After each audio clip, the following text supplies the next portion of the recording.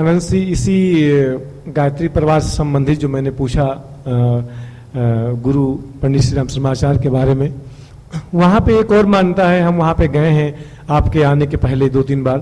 कहते हैं कि वहाँ पे उन्होंने अपने हाथों से गायत्री माता के सामने पता नहीं कितने करोड़ की गायत्री महामंत्र उन्होंने जाप किया। उस गायत्री माता का एक मूर्ति वहाँ पे स्थापित किया है उसके सामने, और वहाँ पे उन्होंने एक अखंड ज्योति जलाई है, जो कि 76 साल, जो बहुत पहले हम गए तब था, अब इस समय तो 80-82 साल हो गया होगा, तब से वो लगातार एक के बाद एक जल रहा है। और वहाँ पे कहते हैं कि कुंवारी जो लड़कियां हैं, लड़के नहीं, कुंवारी कन्याएं, वहाँ पे लगातार उनकी ड्यूटी लगती है कि 1 घंटे कौन, 1 घंटे वो, 1 घंटे वो, लगातार जाप चलता ही रहता है। अब वो हमको ये नहीं पता कि 24 घंटे चलता है कि 12 घंटे का होता है, मतलब चलता ही रहता है, कुछ लिमिट है उसका कि इतने लाख जब वहाँ होना ही होना है। तो कहते हैं कि उसके दर्शन करने मात्र से अगर आप कोई चीज़ अपनी इच्छा वहाँ पे रखते हैं, जो अखंड ज्योति उसका नाम दिया गया है, तो आपकी सारी मनोकामनाएं पूर्ण होती हैं। तो खैर मैंने भी वहाँ पे आप जा करके अपनी इच्छा रखी कि चूँकि मुझे बचपन से बहुत प्यास थी कि मुझे कोई इनलाइटन मास्टर सा शरीर मिले, तो मैंने भी अपनी इच्छा रखी थी। खैर अब इसको ये नहीं कहेंगे, हम तो यही समझेंगे कि अस्तित्व के सामने जो आप रखिए वो पूरा होता है। मैंने वहाँ भी खैर कहीं जहाँ मैं जाता था वहीं पे ये कहता था, तो मैं ये नहीं कहूँगा कि वहीं जाने से मेरा अस्तित्व ने आपसे मुलाकात कराई, ये भी नहीं कहूँगा मैं, लेकिन आप इसमें सच्चाई क्या है इस पर कुछ कहने की कृपा करें। देखिए, ये बात भी समझने वाली है।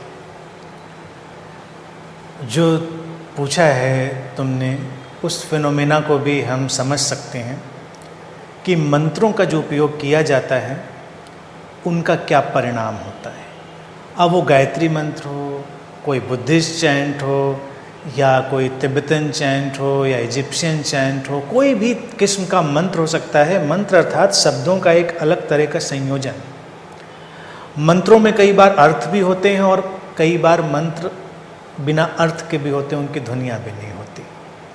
लेकिन जितने भी मंत्रों का उपयोग किया गया है, उनका सारा का सारा काम व्यक्ति के मन को सजेशन देने का है और एक डीप ट्रांस की स्थिति, गहरे ध्यान की स्थिति पैदा करने के लिए, और वो उसको सम्मोहन की अवस्था में ले जाएगा।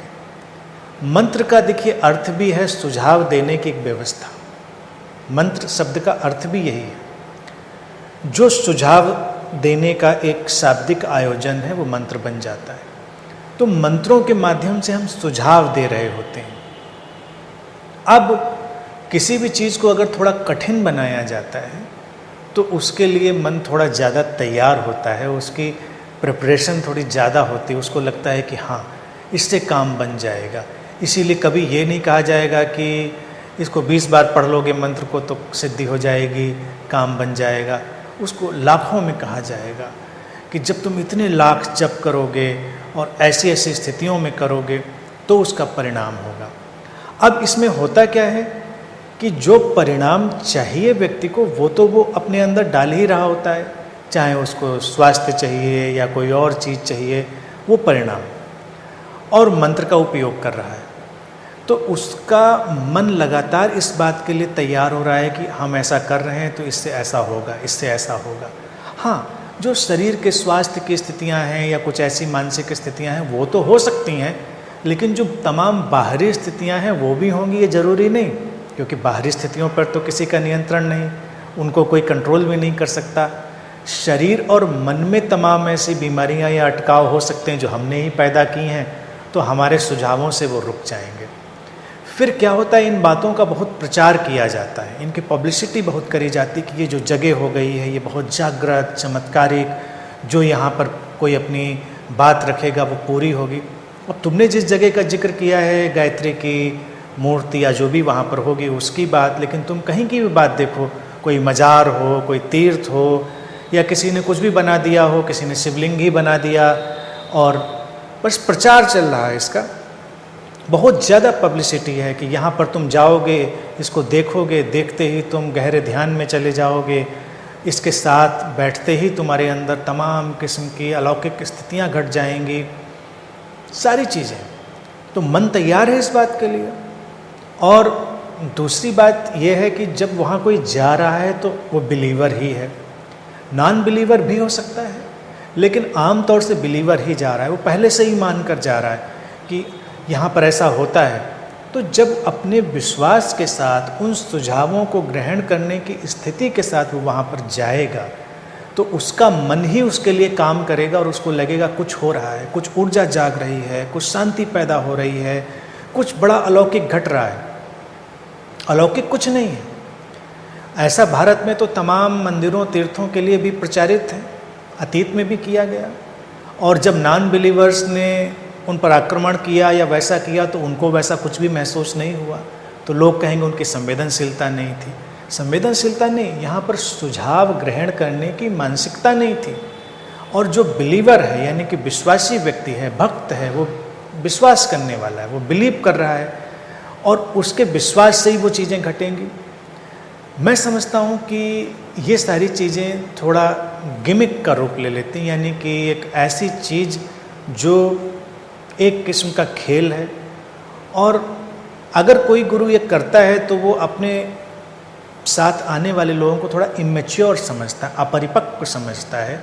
वो उनको सीधे सीधे भी ध्यान में ले जा सकता है, उनको अपने भीतर ज्ञान के उदय होने की स्थितियाँ पैदा करने की जो बातें हैं वो रख सकता है।